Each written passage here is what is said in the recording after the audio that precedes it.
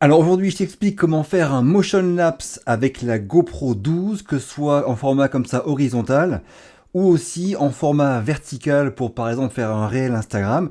Et ça, juste en la posant comme ça par terre. Mais avant ça, pour ceux qui ne savent pas, je vous rappelle qu'un time-lapse, c'est une vidéo accélérée où la caméra est totalement fixe.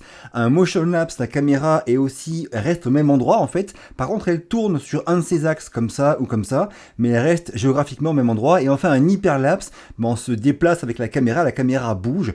Et là aujourd'hui, on parle donc que de motion lapse avec une GoPro. Alors pour un motion lapse, il faut donc que la caméra bouge sur un axe, et pour ça, en principe, il faut soit une caméra qui a une nacelle stabilisée comme la Pocket 3 par exemple, ou alors un petit stabilisateur comme ce Flow sur lequel mettre un smartphone, ou un gros stabilisateur comme ce Ronin pour mettre un gros appareil photo, ou un stabilisateur quel qu'il soit mécanique pour y mettre la GoPro. Mais là, l'astuce, c'est qu'avec la GoPro 12, j'ai pu le faire comme ça, juste en la posant sur son petit trépied GoPro Shorty, sans aucun stabilisateur. En fait, tu sais, la GoPro 11 et la GoPro 12 ont toutes les deux un capteur qui a un format quasiment carré, format 8/7.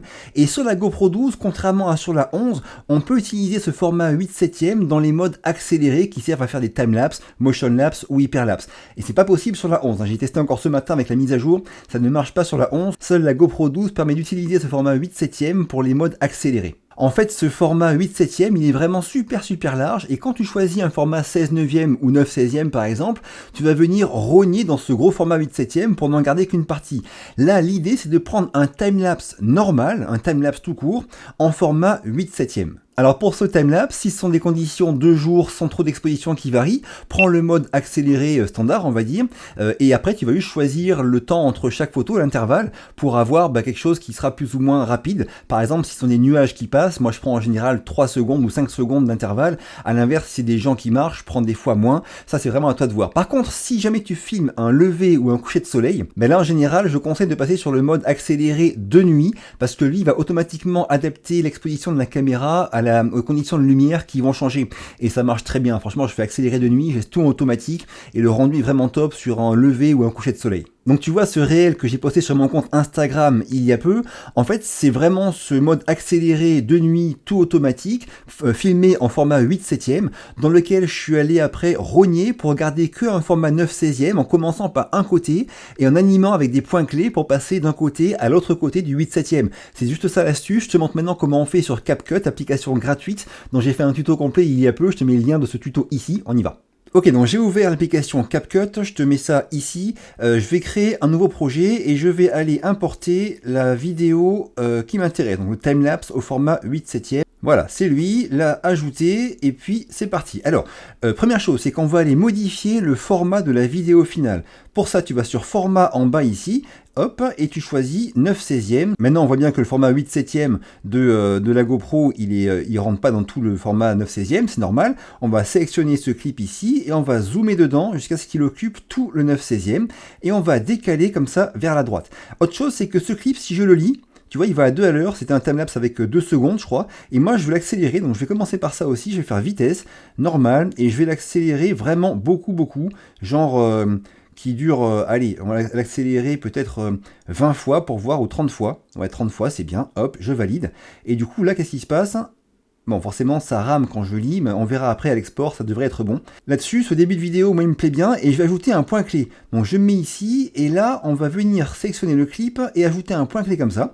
Après, on va, tu vois, il s'est ajouté là, ici, on l'aperçoit en rouge, là, en orange à gauche, là.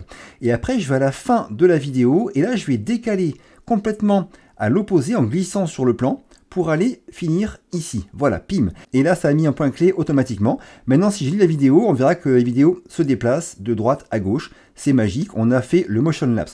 Encore une fois, ça lag quand on lit parce qu'on a demandé beaucoup de choses à CapCut. Et même si c'est l'iPhone 15 Pro Max, il galère à les lire.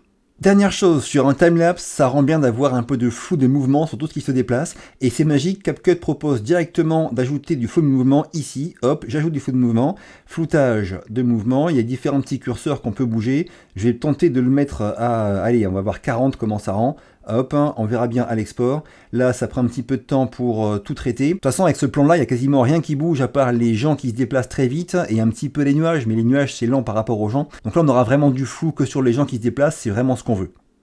Bon, ça y est, ça a enfin terminé, c'était vraiment long, donc à mon avis, même ce flou de mouvement, selon la dose que vous en mettez, il pourra faire planter votre application hein, si votre téléphone n'est pas récent. Mais là, c'est bon, c'est fini, maintenant j'exporte la vidéo et on va voir le rendu. Bon, alors, comme tu vois, le rendu, il est vraiment sympa. On peut bien sûr après retravailler cette vidéo ou la retravailler même dans CapCut hein, en ajoutant plus de couleurs et tout ça.